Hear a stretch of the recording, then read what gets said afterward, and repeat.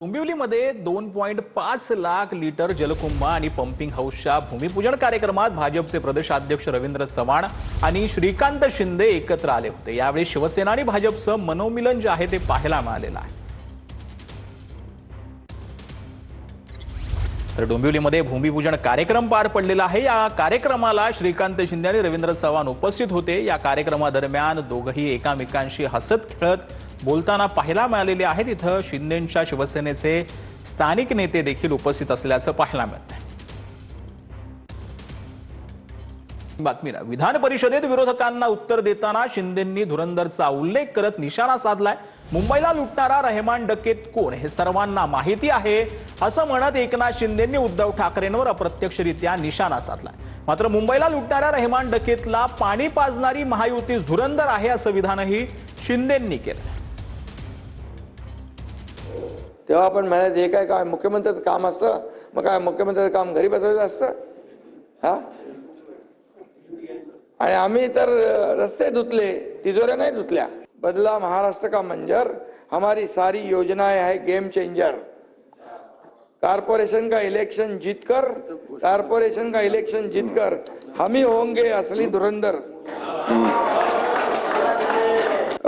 काही जणांनी तर म्हणजे 2 वाजेपर्यंत आम्ही सभागृह चालवलं, पण काही लोक तर 2 तास पण सभागृहामध्ये बसायची तसदी घेतली नाही। फक्त एकच विरोधी पक्षनेता हे पूर्ण अधिवेशनामध्ये दुसरं काही विरोधी पक्ष नेत्याशिवाय नेत्यांनी आपल्या चर्चा केली नाही। ही दुर्दैवाची बाब आहे। तर आपली मुंबई अॅनाकोंडा गिळायला निघालाय असं उद्धव ठाकरेंनी म्हटलंय। उद्धव ठाकरेंनी पुन्हा एकदा अमित शहांसह शिंदेंवर निशाणा साधलेला आहे। टीका अॅनाकोंडावर केली की गांडुळाची औलाद उत्तर देतं असं उद्धव ठाकरेंनी म्हटलंय। गुलामानं प्रतिक्रिया द्यायची नसते, गांडुळांना फणा काढायचा अधिकार नाही, त्यांना तसं करता येत नाही असं देखील उद्धव ठाकरेंनी म्हटलं।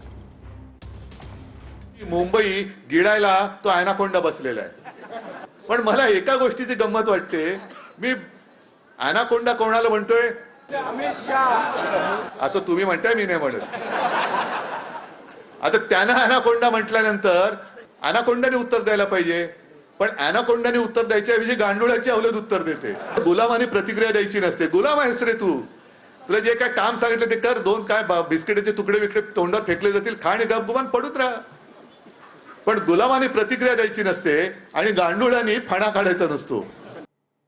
तर नागपुरात आज हिवाळी अधिवेशनाचं सूप वाजल्यानंतर जयंत पाटील यांनी राज्यातील अनेक गंभीर प्रश्नांवरून सरकारवर टीका केली आहे। फक्त पुरवण्या मागण्यांसाठी 7 दिवसांचं अधिवेशन होतं असं देखील जयंत पाटील यांनी म्हटलंय। तर लाडक्या बहिणींना 2100 रुपये कधी देणार हे देखील सांगितलं नसल्याचं म्हणत महायुती सरकारवर निशाणा साधला। त्यामुळे 7 दिवसाचं अधिवेशन फक्त पुरवणी मागण्या सभागृह पुढे मांडून मंजूर करून घेणे हाच एकमेव हेतू होता। विदर्भाचे प्रश्न सोडवावेत, विदर्भातल्या संत्र्याचा कापसाचा शेतकऱ्याच्या मागे उभा राहावं आणि अलीकडे आलेले जे अतिवृष्टी झाली त्यात मराठवाड्यात जे नुकसान झालं त्या सर्वांची उत्तरं या सभागृहात या अधिवेशनात मिळाली नाहीत। असे अनेक आम्ही काढलेले मुद्दे हे सरकारला अनुत्तरित राहिले। सरकारला आम्ही प्रश्न विचारलेला की 1500 रुपयाची 2100 रुपये लाडक्या बहिणीचे तुम्ही कधी करणार, कर्जमाफी कधी करणार, त्याची समाधानकारक उत्तरं ही काही आम्हाला प्राप्त झाली नाहीत।